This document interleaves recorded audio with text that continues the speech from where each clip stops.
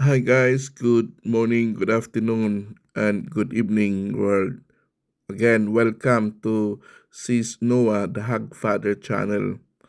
Ang aking ipapakita sa inyo ngayon ay share ko lang yung mga gawain ng aking mga technician bago sila pumasok sa ating kulungan.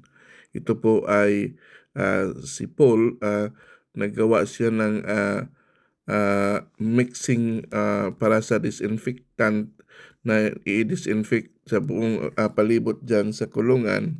At while na siya ay nag-prepare ng disinfectant, ito naman kasama niya ay naligo muna. Nandun muna sa shower sila.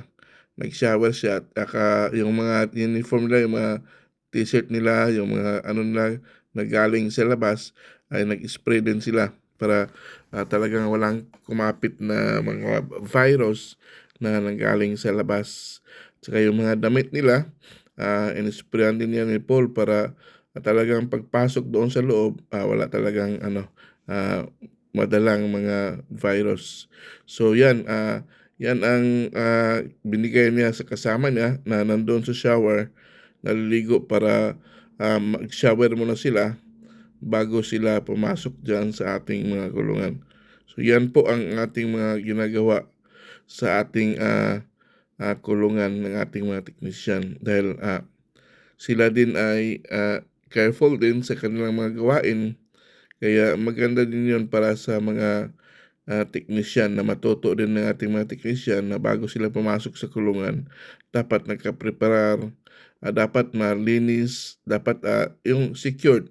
Dahil sino ba yung magtutulungan kung hindi tayo lang ang caretaker, ang technician at saka yung may-ari ng kulungan.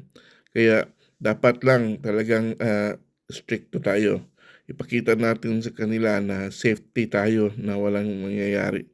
So ganun, at saka provide din namin yung mga hand wash nila, yung alcohol nila, yung lahat ng mga ah, ginagawa para sa pag-disinfect sa sarili at saka disinfect doon sa labas at saka loob. Yun po ang kanilang ating i-provide sa kanila dahil tayo po ay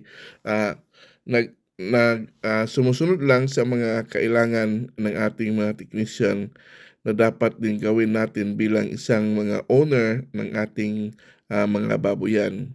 Kaya tayo po ay nagpapasalamat sa ating mga technician na sumunod-sunod sila sa ating ah, mga biosecurity dahil dapat lang talaga nasusunod ang bawat isa. Lahat tayo ay susunod para secure tayo. So gano'n, no? Gano'n yan, dapat naka-spray lahat ng ating mga damit, ang ating katawan, bago tayo papasok dyan sa ating kulungan. Kaya ito ang ginawa nila. Sana po masunod ito sa ating mga kasamang mga magbababoy din. Kaya shout out dyan sa mga technician na pumapasok sa kulungan. Please be careful.